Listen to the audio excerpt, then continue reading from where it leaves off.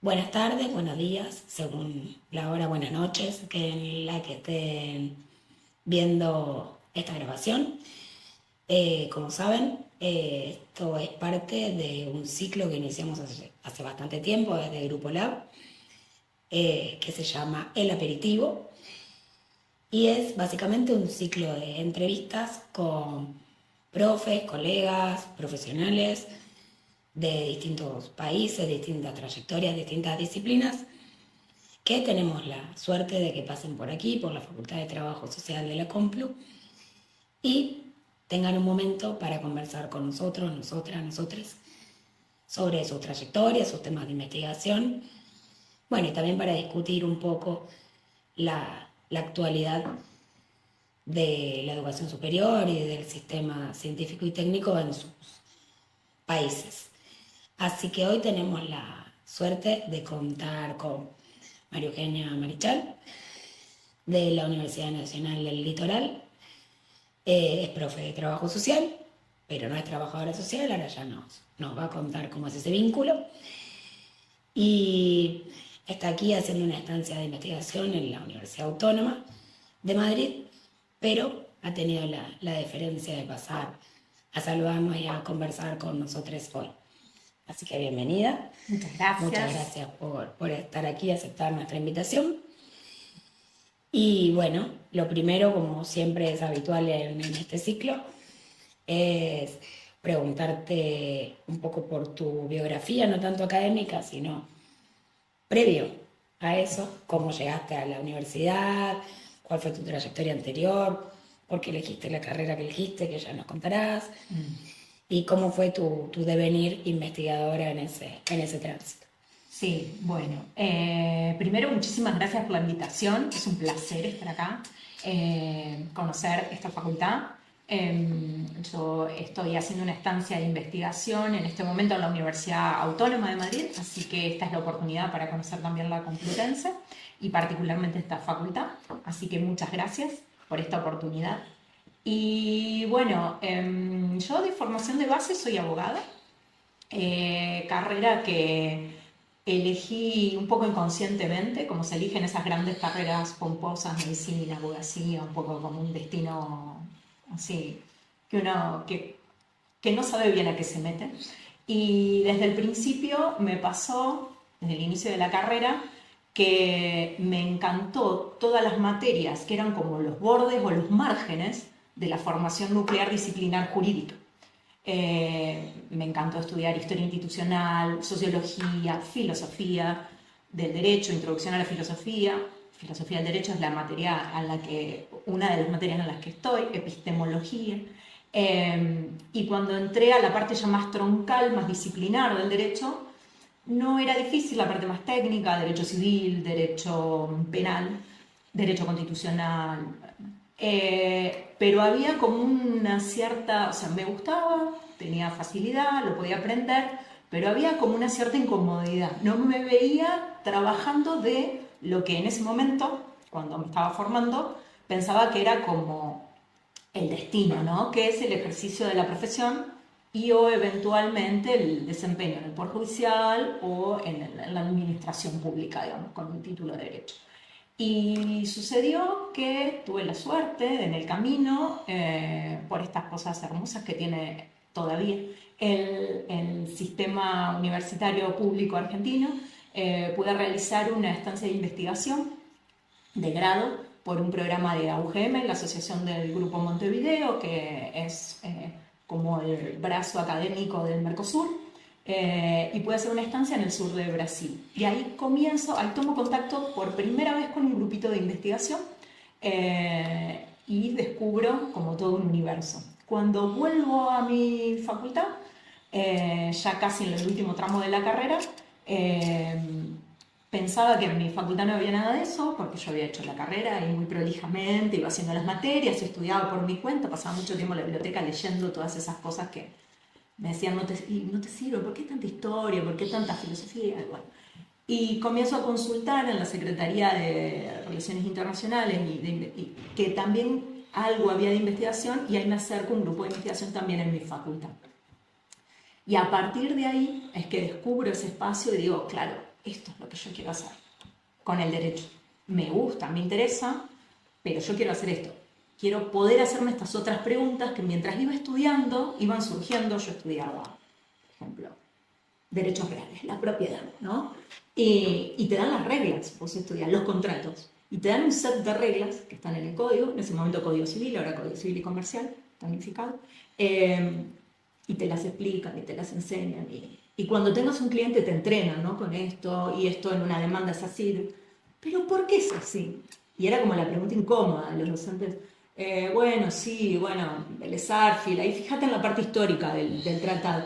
Yo quiero pensar, ¿por qué esto es así? ¿Podría ser de otro modo? ¿No? Y bueno, y la investigación es el campo en donde se pueden hacer esas preguntas. En derecho ese espacio es muy chiquito, es como al interior del campo jurídico, es casi exótico eso, no hay mucho lugar, no hay mucho margen. O lo hay con esta mirada más bien tecnicista, ¿no? De pensar por ahí dentro del mismo mainstream del derecho. ¿Cómo se mejora esta herramienta, este articulado? Claro, pero las preguntas subyacentes de, bueno, ¿y a qué intereses es funcional esto? ¿Qué proyecto político hay atrás de esto? ¿Cuál es el vínculo con otros actores por fuera de estos operadores jurídicos más clásicos, que es el juez en la sentencia, que siempre es masculino, ¿no? El juez, la figura, el juez. Y bueno, y tenía como intuitivamente esas preguntas de temas sueltos, de distintos temas que en su momento fui abordando, hasta que encontré estos espacios. Y ahí fui perfilando primero una beca doctoral, primero una beca de maestría, hice primero una maestría en Ciencia, Tecnología y Sociedad, muy de casualidad, esas convocatorias que uno ve, cosas que también, una vez más, como algo que no terminaba de entender bien qué era, pero sonaba muy bien, pedí la beca. Y terminé en la Universidad Nacional de Quilmes realizando esa maestría en Estudios Sociales de la Ciencia y Tecnología, CTS. Era la única abogada del grupo, fue una experiencia hermosísima, de cursado de 1 año y pico con gente de diversos campos. Había desde gente que venía de la física, de la biología y demás, como de sociología, antropología, enfermería, un grupo, historia, había 2 historiadores, un grupo hermoso. Y ahí, bueno, ahí empiezo a pensar en la tesis, el tema de tesis, y una cosa que me llamaba la atención de mi formación y la formación jurídica que yo traía, y de cierta primera práctica en la investigación, en donde habíamos empezado a desnaturalizar algunas cuestiones jurídicas, cómo desde estas otras disciplinas o ramas, ya sean sociales o más biológicas, duras, naturales, había una idea muy ingenua de lo que el derecho era. En todas esas disciplinas, en todos los temas de tesis de todas estas personas que me acompañaban, había una dimensión regulatoria, si se quiere. Todos los problemas tienen una dimensión regulatoria. Y la forma en que se pensaba esa dimensión era bien formalista, bien como, las leyes dicen esto, ¿no? Yo pensaba, es mucho más complejo. Y no, como desde esa mirada experta, esa complejidad no se veía. Se pensaba una regla ahí como un objeto hueco, digamos, Inerte, ¿no? sí. Que podían problematizar sus propias disciplinas, pero esto era como un objeto ya armado, ¿no? El derecho, las reglas, básicamente. Y me llamaba la atención eso. Y todas las áreas problemáticas de riesgos vinculados al desarrollo científico y tecnológico y demás, que estaban siendo creadas, todos esos espacios regulatorios que estaban siendo creados por estos expertos con visiones muy tecnicistas, digamos. Entonces digo, el problema va un poco por ahí. Ahí es que por primera vez empiezo a estudiar lo que después se convierte en mi línea de investigación hasta ahora, que es la cuestión de la seguridad alimentaria. En un principio, la pregunta inicial era ver cómo determinados problemas científicos o técnicos hay regulaciones construidas desde el conocimiento experto, científico, técnico, puramente construida, está como colonizado esos espacios por esta expertise, y cómo estas visiones, por ahí un tanto ingenuas de lo que implican las reglas, o pensadas reglas como algo neutral, apolítico, puramente técnico, cómo eso podía tener consecuencias muy importantes en términos de democratización, no democratización, obstaculación a la participación ciudadana, etcétera, etcétera. Y ahí puede tener ese efecto o puede tener otros efectos. Y ahí buscando un caso, me cuentan, en un momento pensé trabajar en unas cuestiones de un reactor nuclear, física nuclear, pero era muy complejo. Y ahí me cuentan un investigador de la Universidad Nacional del Litoral, que venía del área de química, que en Santa Fe había estado prohibida durante décadas la Coca-Cola, el consumo de Coca-Cola, porque había un bromatólogo químico que había estado al frente de lo que me dice, en ese momento había sido el primer instituto bromatológico de control de alimentos en Argentina. Luego investigando veo que en realidad era el segundo, no el primero, pero bueno, el mito era que era el primero, y que se había enfrentado al imperialismo y demás, y había logrado encontrar la vuelta para prohibir la circulación de la Coca-Cola en Santa Fe durante muchos años, en el primer código bromatológico en la provincia. Me parece un caso súper fascinante y ahí empiezo a indagar de la cuestión de la Coca-Cola. No encontré mucho registro, pero encuentro una historia fascinante sobre distintas normas vinculadas a la regulación alimentaria en la etapa previa a la regulación nacional. O sea, nosotros hoy en Argentina tenemos un Código Nacional Alimentario, pero que es de fines de los 60. Entonces, hasta ese código, las regulaciones eran provinciales, eran muy dispares. Entonces, cada provincia iba como regulando la cuestión alimentaria. Y en Santa Fe fueron pioneros con la pasteurización de la leche y otras técnicas que fueron muy resistidas, y encontré muchas pequeñas polémicas en torno a esa regulación, que era como un hermoso objeto para estudiar en esa maestría, Ciencia, Tecnología y Sociedad. Y bueno, hago esa maestría, hago esa tesis sobre el primer código bromatológico de la provincia de Santa Fe, el Instituto Bromatológico, rastreo las biografías de estos personajes. ¿De qué año ese primer código? El código es de 1939 y el Instituto de 1941. Son pioneros, eso era parte de la gestión de Irigoyen Freire, que fue el primer ministro de Salud y Trabajo, un ministerio muy... Claro. Esa historia el que vos... de la Sí. colonia. Sí. Vos por tus líneas de investigación seguro conocés ahí esos trabajos. Bueno, sé parte de los trabajos de historia de la salud y la enfermedad, y ahí como vinculando qué pasaba con la cuestión alimentaria en esa época.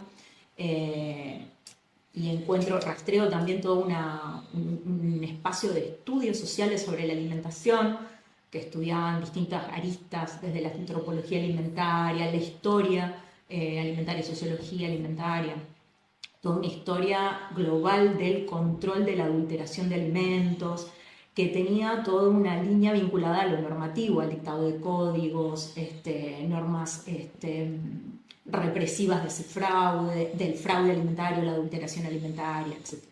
Y ahí encuentro como todo un mundo fascinante. Hago esa maestría con esos enfoques, ensayo ahí, que en ese momento era novedoso, la teoría del actor red de Bruno Latour, Michel Calón, y digamos, con mucha dificultad. Yo venía de la Facultad de Derecho, había estudiado Derecho toda la vida, descubro todo este mundo, aprendo mucho de esta gente, de las compañeras y los compañeros que tenía formados en Sociología, además, me ayudaron muchísimo, profesoras y profesores muy buenos que tuve en esa maestría. Y nada, y ahí empieza como un camino de ida en el que cuando termino esa maestría digo, bueno, yo ya no puedo ahora ir a un estudio jurídico. Ya estaba, digamos. Ahí empiezo paralelamente con la docencia en la universidad, siempre, viste cómo se empieza, colaborando en una cátedra, buscando un lugar. Ahí circulé por cátedras vinculadas, siempre marginales, marginales para lo que es el mainstream jurídico, ¿no? En Derecho Ambiental trabajé un tiempo, un área hermosa una rama nueva en formación. Y luego paso a un tiempo a Teoría General del Derecho, colaboré con equipos ahí, y luego Filosofía del Derecho. Ahí ya para esa altura ya había empezado el doctorado, ya con el tema alimentario, porque había visto, bueno, para las tesis doctorales un requisito es la originalidad temática, ¿no? Y me había dado cuenta que este objeto que yo tenía, el código alimentario, la seguridad alimentaria, los alimentos como objeto no eran completamente invisibles para todas las ramas tradicionales del derecho, ¿no? Derecho administrativo, incluso derechos humanos, que por ahí puede pensar el derecho humano a la alimentación y más. Es un objeto tan complejo, tan híbrido, que las clasificaciones tradicionales ninguna lo miraba así. Claro. El derecho es muy cuadriculado, el campo disciplinar, ¿no? Derecho público, derecho privado, la rama mixta, que son las raras, ¿no? Seguridad social, ¿no? Y tiene como muy dibujado en términos dogmáticos, literalmente se llama dogmática o doctrina jurídica, los estudios de expertos y expertas en derecho. Tiene construido un montón de clasificaciones y definiciones, hay definiciones legales sobre cuál es el sujeto, el objeto, el interés protegido, y en función de esas clasificaciones, que son construcciones, pero que a veces tienen raíces, hunden raíces a veces al derecho romano, que la gente cree que son objetos que existen ahí afuera y que vienen como dados, y que es eso, que lo que vos querés estudiar se tiene que encajar en algún lugar de eso. O sea, costó bastante, pero logré con mucha resistencia del espacio de metodología y demás, logré poder hacer un proyecto vinculado a la investigación del código alimentario. O busqué el objeto ahí que podía llegar a ser como un artefacto conocido, que es la codificación alimentaria. Y pedí una beca en CONICET, la beca doctoral, luego continué con la beca postdoctoral, y es la línea que vengo trabajando con ciertas metamorfosis. Luego pasé, bueno, la tesis fue concretamente sobre regulación del control alimentario, codificación, sistematización y descodificación alimentaria. En la etapa postdoc, con algunas vicisitudes del sistema, porque eso es lo que pasa con las becas, que es parte, bueno, de la biografía de mucha gente que se dedica a la investigación con financiación pública, que a veces ese financiamiento está, a veces hay momentos de crisis y de eventualidades en que hay que sortearlo de otro modo. Y ahí, pero esas eventualidades y problemas a veces terminan teniendo efectos colaterales buenos, porque así es como termino vinculada al mundo del trabajo social, otro mundo que descubro, que tuve la suerte de descubrir un poco por una crisis institucional, porque cuando pido el ingreso, luego de la beca doctoral, la postdoctoral, el camino en CONICET continúa con lo que es el ingreso a carrera investigadora científica. Y cuando pido ese ingreso, bueno, todos los años más o menos ingresaban 900 personas, era más o menos el cupo que ingresaba. Yo pido hacia la finalización de un gobierno, el gobierno nacional entrante al año siguiente, cuando había que asumir, ahí se decide hacer un recorte presupuestario muy fuerte, por lo cual de esas 900 personas que se estimaba ingresaban, solo iban a ingresar, había presupuesto para que ingresen 400 aproximadamente, por lo cual quedábamos 500 personas que habíamos pasado la evaluación, que estábamos en condiciones, que habíamos sido recomendados, ese era el término. No podíamos ingresar por razones presupuestarias, se nos informa eso. Y bueno, hay alguna serie de... Que son los famosos 500 sí. de ese año, que es así como, son como los 300 de Esparta y Atenas, acá son los 500 de CONICET. En el 2000, eso fue 2018, 2019. Sí. Justo para Navidad, bien para Navidad, y bueno, y ahí hubo una organización, una rápida organización, pero estábamos desparramados a lo largo, literalmente a lo largo y ancho de todo el país, en centros de investigaciones. En Santa Fe terminamos siendo en Ciudad de Santa Fe, creo que éramos 18 o 20 personas, de 20 casos, que no nos conocíamos, nos conocimos literalmente en la calle, protestando. Y ahí gesté algunas amistades que tengo hasta el día de hoy, hermosas amistades. Conocí gente maravillosa de distintas disciplinas. Yo era claramente la única abogada del grupo, de hecho era bastante extraño cuando todos eran vos. No, yo estoy en biología, yo estoy en geografía, geología, sociología, derecho. ¿Cómo en derecho? ¿Pero qué haces? ¿Qué sos? Abogada. ¿Pero qué investigás? ¿Se investiga en derecho? O sea que el exotismo era tanto al interior del campo como afuera con relación a la mirada de otra gente del mundo científico técnico. Siempre es muy extraño. Pero por lo menos son un área dentro de CONICET. trabajo social ni siquiera figuramos en ningún lado. O sea que La capacidad de lobby de campo disciplinar es fuerte. Claro, claro. Sí, hay una comisión junto con Relaciones Internacionales y Ciencia Política, que es la que en definitiva me parece que trabajo social termina encontrando un espacio. Yo siempre estuve en esa comisión, claro, pero trabajo social se incorporó ad hoc después de mucha lucha de las dos federaciones de trabajo social de Argentina. Se incorpora dentro de la Comisión de Sociología y Demografía. Ajá. Y la incorporación en definitiva significa que convocan a alguien de trabajo social para evaluar. Para evaluar, claro. Aunque no sea investigador de CONICET. Y esa fue la mayor conquista. Luego no figuramos en ningún lado, claro, en ninguna comisión. Sí, porque ese es un tema. Ya estar excluido hasta desde del no. Después, ahora que lo decís, es cierto también que hay carreras que no tienen la fuerte tradición en investigación como pueden tener otras. Bueno, ese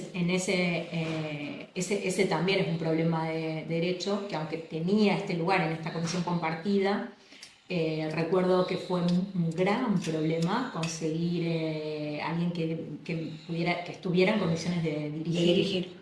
Porque a diferencia de otras carreras en donde ya había grupos de investigación, investigadores y más, por supuesto que en mi facultad en ese momento no había.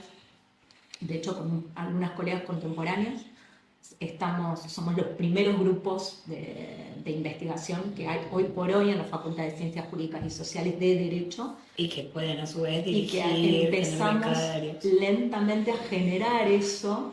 Y hacer como esa pequeña, pero siempre decimos como con orgullo que somos como las primeras tradiciones, y aparte somos todas mujeres, no casualmente, y tenemos los primeros grupos y ya estamos empezando con becarios, y la gente se empezó a doctorar y es como toda una alegría ir de a poquito generando como esos espacios más colectivos. Cuando nosotras empezamos era todo muy, muy en solitario. Claro. Con estos perfiles o sea, hay que reconocer, porque sería injusto no reconocer que siempre hubo algún tipo de investigación, pero informal, en el espacio jurídico, más individual en estos términos de discipulado, ¿no? De maestro-discípulo. Grandes figuras, grandes estudiosos de derecho privado, sobre todo en mi facultad, en mi espacio ahí en UNL, algo de derecho del trabajo. Hay grandes figuras que hicieron investigaciones muy valiosas, pero en forma muy solitaria. La gente que estaba en su estudio jurídico, trabajaba en tribunales, personalidades así, y como que en su tiempo libre, casi como un hobby sofisticado, intelectual, tenía sus espacios y tenía sus discípulos de cátedra y sus espacios, pero no estaba profesionalizado, que es un origen que cuando uno ve en la historia de las ciencias, casi todas las ciencias en algún momento tuvieron ese despegue, medicina misma, pero que ya siglo XXI, eso ya había pasado. Entonces, nosotros en Derecho, en el interior sobre todo, porque por ahí UBA sí ya tenía algunos espacios, pero en el interior era más difícil. Claro, porque pienso en estos cruces, ¿no? Cuando yo ingreso a CONICET con beca doctoral, que debe ser más o menos, yo ingresé en 2006. Ajá, a beca 2009. Doctoral. 2009. Y pasaba esto, que de trabajo social había en toda la Argentina, no sé, 3 doctores en trabajo social en CONICET. Claro. En CONICET. Toda gente que se había ido a hacer doctorados afuera, porque el primero de trabajo social de Argentina, que es el de Rosario, es de 2003. De hecho, yo fui la segunda graduada de ese doctorado, y la primera se graduó el mismo año que yo, o sea, en 2010. Claro. Fue las primeras 2 doctoras fuimos en 2010 de ese doctorado. Entonces, quien me firmó la dirección fue Margarita Rosa, que era una institución latinoamericana, que no era CONICET, pero bueno, era Margarita Rosa. Sí. Y quien me firma la codirección es Silvia Levín, que es abogada. Profe de política social en mi facultad, pero abogada, y que estaba terminando su doctorado en Flaxo, dirigida por Dora Barrancos y Laura Pautasi. Y ahí, claro, para mí, me decís CONICET Derecho, yo pienso en Laura Montasi, o sea, mi referencia ahí, que además también estuvo siempre muy vinculada al trabajo social, Sí, su por sus grupo, temas de claro, investigación. del enfoque de derechos humanos. Y de hecho, el grupo de Laura, que es totalmente híbrido, o sea, hay politólogos, Sí, sociólogos, sí, trabajadores sociales, antropólogos.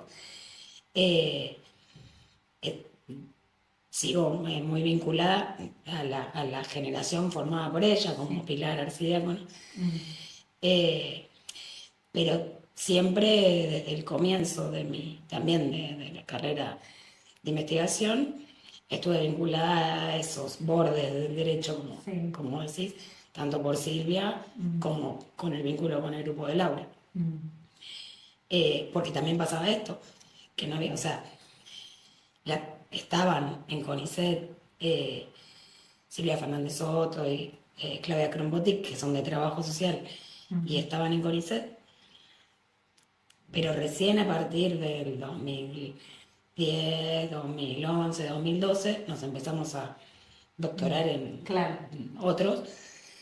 Después abrió el doctorado de La Plata, entonces también gente se sí. doctoró ahí. El doctorado de Ciencias Sociales en la UBA, que muchos trabajadores sociales se Mm, doctoraron ahí, como Ana Arias, por ejemplo. ajá. Eh, y recién ahí se empezó como a ir Formando formando ese espacio. ese espacio y a reclamar tener un lugar dentro de Mm, CONICET, claro, a la que se profesionalización. evaluara, que se... Mm, Bueno, cuando se empezó a hacer también ese caminito, o sea que también es, quiero decir, mm, joven en ese recorrido sí. del trabajo social, Mm. eh, y en ese sentido veo esas similitudes, ¿no?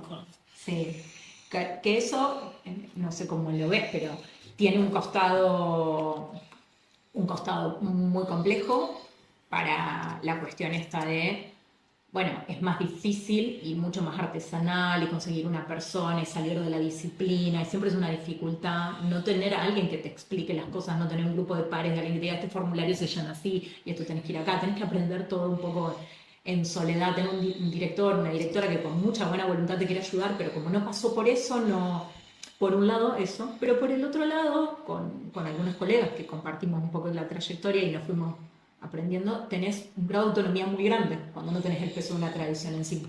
Quien ya está dentro de un equipo, con una línea bien definida, con un marco teórico.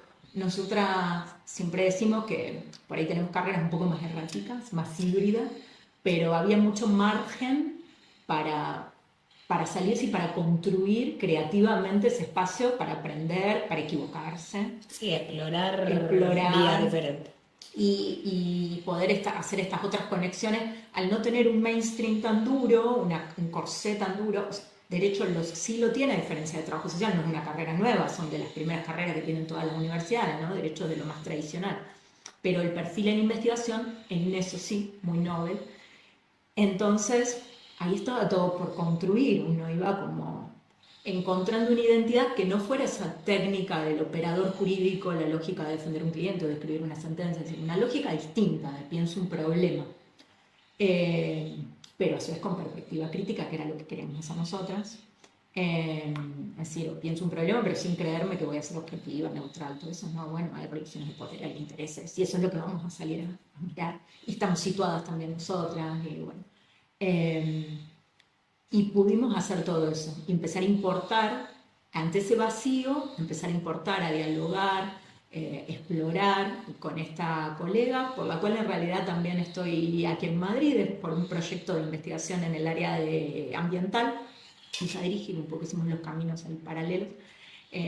Recuerdo, no sé, haber ido a congresos de antropología, ¿no? Y ella iba a la Comisión de Antropología Ambiental, yo iba a la Antropología Alimentaria, y salíamos muy emocionadas porque encontrábamos espacios en donde eso de lo regulatorio que nosotras estudiábamos tenía mucho más eco o, o había mucho más riqueza en ese diálogo que por ahí en congresos de civil, administrativo y demás, en donde directamente no había forma de dialogar, porque ese tipo de preguntas que nos hacíamos no tenían lugar.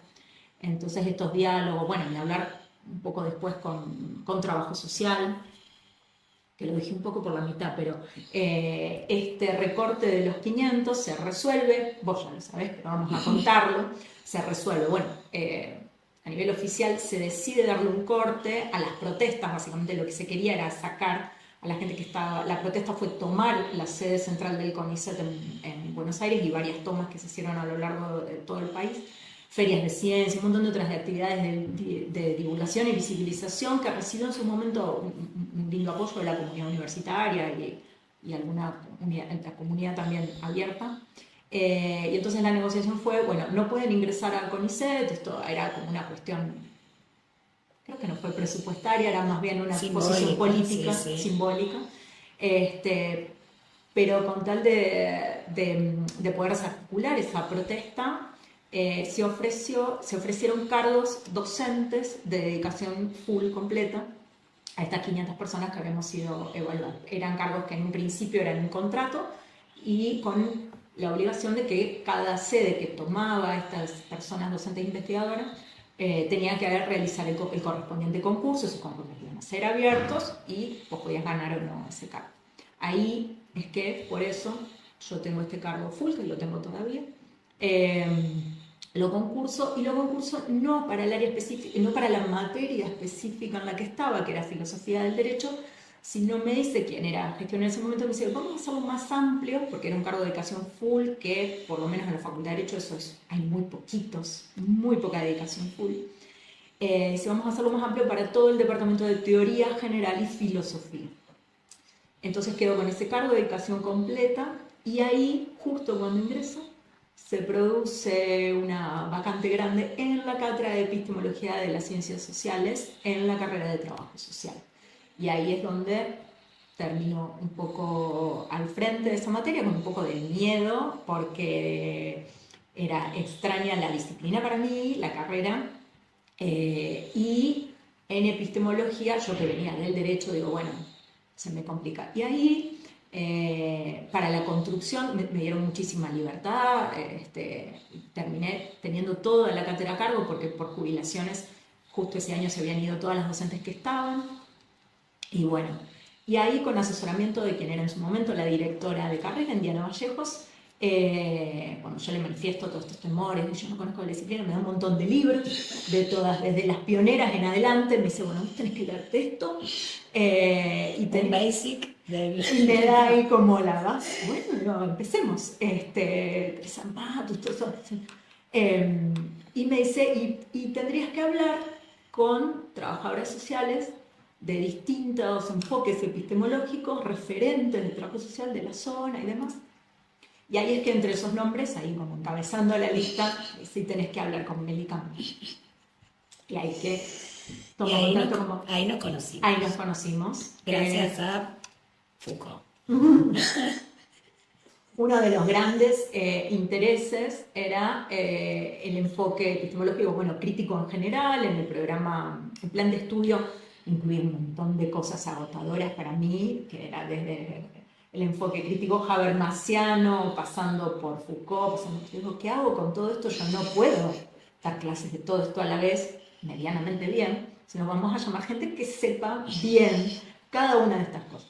Y ahí inventamos un ciclo de conversatorios, y por cada eje se invitaba a un investigador o un investigador que preferentemente del campo de trabajo social, pero también podía ser de otros, porque esa es otra cosa que me gusta mucho de la carrera de trabajo social, está muy acostumbrada al diálogo interdisciplinario, no era una sorpresa ahí, y bueno, pasó gente de lingüística, de sociología, de filosofía, de historia, que desde sus líneas trabajaba desde positivismo, hermenéutica, todo lo que ese super programa que teníamos de la materia ambiciosamente quería trabajar. Así que bueno, y ahí en más de una oportunidad creo, ¿sí? Sí, 2 veces fui. Sí, porque no tenías reemplazo. Había gente que... No tenía relevo el postestructuralismo, claro. No. Estaba cerca, queda muy cerca Rosario de Santa Fe. Sí. Era fácil ir y venir y aparte muy buena predisposición, había gente amiga, entonces siempre es un lindo paseo. En lugar de beber caña, se beben lisos ahí, que es algo muy parecido a la caña. Sí, el formato, la espontaneidad, pero bueno. Y ahí es que terminó en ese espacio, que en la carrera de trabajo social, lo explícito, lo estaba, pertenece a la Facultad de Ciencias Jurídicas y Sociales, carrera se incorpora a la facultad, creo que si no me equivoco, era una carrera terciaria en la ciudad de Santa Fe, en un instituto terciario, y se incorpora a la universidad, se hace un convenio con la universidad y se convierte en carrera universitaria, pero con toda la tradición que ella traía de la escuela 50 años del instituto. Sí. del instituto. Y bueno, fue ahí toda una disputa de qué facultad se tenía que sumarse, la FUC, la Facultad de Humanidades y Ciencias, que es donde estaba Sociología, Ciencia Política y demás. Mucha gente sostiene hasta el día de hoy que ese es como el espacio más natural y no Derecho. Derecho comparte ediliciamente incluso en lo que se llama la manzana histórica, que está protegida por Patrimonio Cultural Nacional. Está media manzana es rectorado, un edificio bellísimo. Bellísimo. Y en Espejo está la Facultad de Derecho. Derecho, Química y Ciencias Económicas, no casualmente, son las únicas facultades que están en el centro de la ciudad. Todas las demás están en Ciudad Universitaria, a la entrada de la ciudad, la entrada por quien entra por el Puente Colgante, la entrada emblemática de Santa Fe. Y bueno, y finalmente Trabajo Social termina quedando en la Facultad de Ciencias Jurídicas y Sociales, compartiendo con la carrera de abogacía, lo cual para mí es fantástico porque a mí me permitió conocer ese espacio, conocer un montón de gente aparte de Mary, las docentes allá. De hecho, el grupo de investigación que tenemos, el grupo de investigación que fue mutando, ¿no? de la investigación de la cuestión regulatoria alimentaria, de la inocuidad, a cuestiones más vinculadas a soberanía alimentaria, derecho humano a la alimentación y demás. En ese tránsito fuimos incorporando gente de trabajo social vinculada a disciplinas vinculadas a materias optativas que venían trabajando o por también su trabajo profesional, por ejemplo, en agricultura, en agricultura familiar, trabajadoras sociales muy valiosas que estaban en distintas cátedras y se sumaron al grupo de investigación, al grupo de extensión que tuvimos después también vinculado a huertas comunitarias. Y bueno, y hoy por hoy el proyecto de investigación, el que tenemos vigente, la codirectora, Delia Pasegui, es trabajadora social. Así que y también incorporamos siempre el grupo de estudiantes, tiene una conformación híbrida ahí. Numéricamente siempre somos mayoría en Derecho, pero aspiramos a la paridad de estudiantes. Se han hecho unas tesinas muy lindas de trabajo social vinculadas a estos temas de seguridad alimentaria. Tiene algo hermoso, una que tuve el privilegio de dirigir, a Macarena de la Costa. Es un trabajo hermoso en un CAF, en un centro de atención familiar de Santa Fe. Y para mí fue bellísimo el acompañamiento de esa tesina porque hay una naturalidad en el trabajo de campo de quien estudia trabajo social. Es parte de su elección vocacional incluso. Y estas temáticas nosotros de Derecho hacemos como un esfuerzo grande de ir más allá de la norma. A veces creemos que lo hacemos, pero falta un montón de territorio. Y en estos temas, en estas cuestiones alimentarias, sobre todo lo vinculado al acceso a la alimentación, a las prestaciones socioalimentarias, que fue el objeto más fuerte de investigación en el proyecto anterior, siempre estaba como esa dificultad, ¿no? Y del diálogo, y yo siempre admiro cuando tengo oportunidad de estar en estos espacios, la formación del trabajo social para el manejo en esos espacios, para el diálogo y demás. Me parece maravilloso. Por eso siempre es un plus estos trabajos, estos grupos, la composición interdisciplinaria.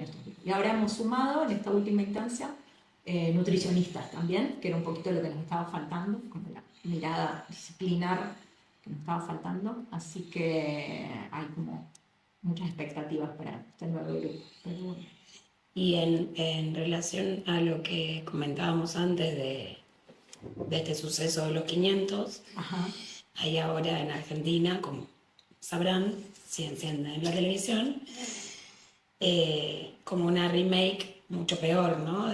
Como una segunda parte mucho peor, más profunda de ajuste, sobre la educación pública en general, y en particular sobre la universidades públicas y el sistema científico y tecnológico, que no es solo CONICET, pero bueno, es el emblema, pero no solo, porque lo mismo sucede con el INTA y con todos los demás organismos. Sí, la agencia. Bueno, entonces un poco cómo están viviendo o reviviendo ese momento, porque también el contexto para la resistencia, la lucha está mucho más complicado, ¿no?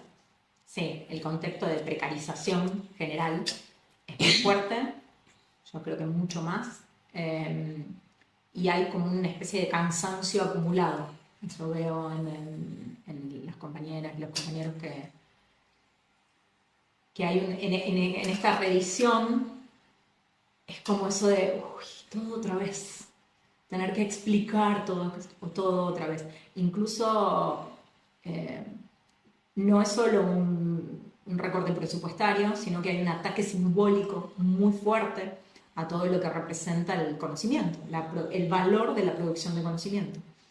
Entonces no es solo un desfinanciamiento, que lo hay y es muy fuerte, al punto de paralizar ciertos sectores con efectos que se ven hoy en lo inmediato, muy fuertes, y que a su vez van a seguir por varios años, como comentábamos antes, se están cortando la regeneración de estas tradiciones que decíamos recién, con lo que cuesta ir construyéndola, y necesitan mucho apoyo del ecosistema institucional. Y cuando se desmantela eso y se lo hace de golpe, los efectos se ven a largo plazo. Y ahora hay ese desmantelamiento institucional, ese recorte presupuestario, y a su vez hay un ataque simbólico, mediático, muy fuerte, que viene como en paquete con ataque a otros colectivos, de todo lo que puede representar, me parece, ¿no? Lo que se puede tener en común en esos ataques sistemáticos es el cuestionamiento al status quo, donde se produce algún tipo de pensamiento crítico, ¿no? O sea, las universidades, el sistema científico, colectivos con otras identidades, y eso es lo que está siendo como atacado sin continuo, pero atacado de una forma virulenta, ¿no? Entonces hay que tener como una posición de guardia permanente y de estar justificando tu existencia permanentemente, lo cual es muy agotador. O sea, a la lucha a través de los medios más tradicionales, como puede ser una huelga, una marcha, un acto de visibilización, que además son reprimidos. Con un contexto, también, bueno, hablando de violencias más explícitas, en distintas escalas, por ahí es más fuerte en Buenos Aires, que es donde está el núcleo de prácticamente lo que se ve, lo que la prensa muestra, pero con, bueno, con los nuevos protocolos, antipiquetes, etc. Hay toda una retórica construida en torno a eso, que amedrenta un montón. Hay población que directamente decide replegarse, grupos que deciden replegarse, y hay un ataque simbólico muy fuerte, y entonces es eso, es sumar a la lucha como pudo haber sido en otras oportunidades, y la reivindicación por ese presupuesto, por ese espacio institucional, sumar toda esta otra dimensión de justificación permanente y de explicación de cuestiones que pueden parecer tan básicas, tan obvias, pero todo está siendo cuestionado. Y por más irracional que puedan parecer ciertos cuestionamientos, bueno, yo creo que en un punto son espacios que hay que empezar a ocupar y empezar a pensar, bueno, ¿por qué todo esto lo dábamos por sentado? Reflexionar un poco sobre eso y salir del cansancio y el agotamiento en el que eso te genera. Y todo eso en paralelo a continuar con tu trabajo, que es preparar una buena clase para dar en el aula el día que te toca, a la hora que te toca, corregir un trabajo práctico, sostener eso, dirigir una tesis, leer la tesis que tenés de jurado, con un paper, evaluar, completar alguno de los millones de formularios que tenés que completar para pedir un financiamiento, para tramitar el reembolso de un pasaje Es decir, tenés toda la vida cotidiana, la lucha tradicional de ir a la asamblea y toda esta nueva dimensión de redes, de explicar y de justificar y de volver a explicar las bases del sistema. Y lo que yo noto, si lo tuviera que resumir en una o dos palabras, es cansancio. Es mucho cansancio, más que la otra vez. Es que es desgastante. Es como una mochila que se acumula. Y la incertidumbre, sobre todo, por ese contexto de precariedad y de desgaste. Porque nuevamente se paralizaron los ingresos a CONICET, tanto de becas como de ingreso a carrera, se cortó la financiación a todos los proyectos, se intenta fusionar la agencia con CONICET, o sea, Sí. se intentan fusionar organismos con esta idea de achicar el Estado, ajustar el gasto, todas cuestiones que sí, que son más de índole ideológica, política, que estrictamente presupuestaria. Y en un contexto de mucha incertidumbre, no hay tampoco un plan claro, ¿no? Y es difícil planificar cuando no se sabe qué va a pasar el mes que viene, cuando las noticias se reciben semana a semana. La investigación en general en todos los campos necesita tiempos largos. Cuando uno lo piensa en términos de políticas públicas, estamos hablando de décadas.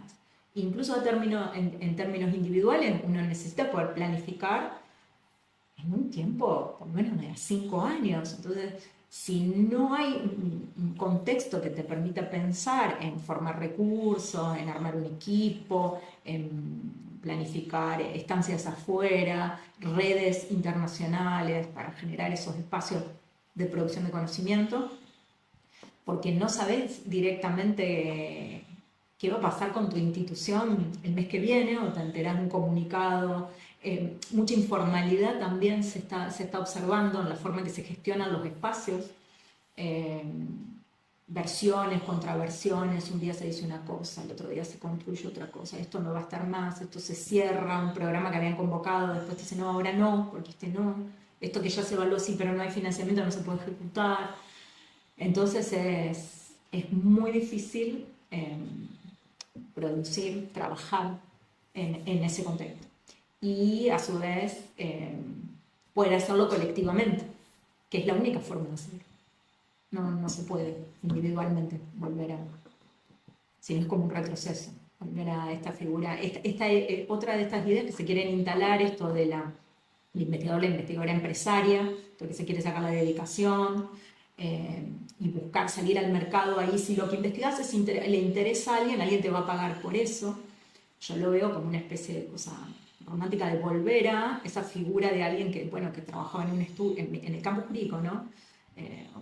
Asesoró una empresa y en un rato libre, cuando llegues a tu casa, fíjate y hace algo que alguien quiera comprar y te pague por eso, y si nadie te lo compra no es interesante, no es útil. Relacionar la utilidad con una cuestión de criterio de eficiencia del mercado es tremendo. El efecto devastador que tiene con relación a, ¿quién va a estudiar todos estos otros problemas? Pero eso puede tener un efecto muy fuerte y de retroceso muy grande, de volver a estas líneas completamente individuales. Para poder hacer un trabajo colectivo es necesario poder planificar un contexto institucional que te lo permita. Saber que vas a cobrar un salario en los próximos meses, cuánto vas a cobrar de salario los próximos meses. Y después, la importancia de un Estado presente para poder financiar las investigaciones que sean en pos de los intereses, los derechos y demás de todas estas poblaciones que no pueden pagar por eso. Por un lado, ¿no? En los casos de estas poblaciones vulnerabilizadas, ¿no? Esas investigaciones. Y por el otro lado, incluso pensándolo desde la perspectiva de las ciencias por ahí experimentales, duras, después está todo el problema de la ciencia básica, ¿no?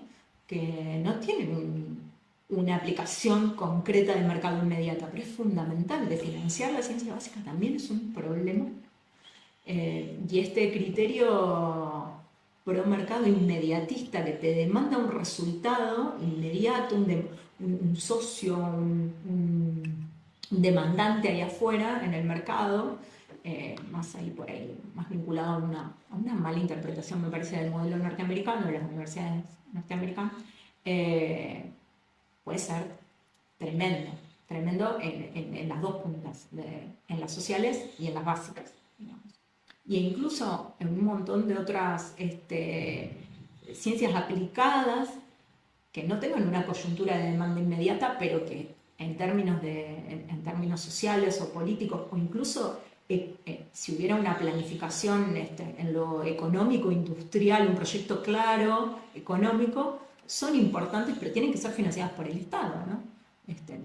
No hay un mercado para todo, o no, puede que no lo haya hoy, pero haya espacios estratégicos que necesiten por ahí un despegue con ese apoyo público, pero pareciera que este replanteo del lugar del Estado y del financiamiento público, uno no ve que haya un proyecto claro, ni siquiera de corte neoliberal, ni siquiera, o sea, no está claro eso, no hay un programa, uno no se observa, y eso también genera mucha incertidumbre, porque incluso hay gente que estaría dispuesta tal vez a readaptar una línea, pero tampoco está claro bien eso. ¿Hacia dónde? ¿Con qué horizonte? Claro. Y además, ¿qué estado o qué proyecto de país tenés sin producir conocimiento estratégico, o sea, sin educación, ¿no? Pero sin producción de conocimiento en ningún nivel. Parecería que hay como eso, como el ataque como ideológico simbólico, indiscriminadamente. Y nada cambia. Con un discurso muy hueco, pero que tiene un eco ahí mediático y en redes muy fuerte, muy fuerte. Y eso también es un problema. Pero con consecuencias, y lo peor es que no se va a ver ahora, se va a ver mucho después.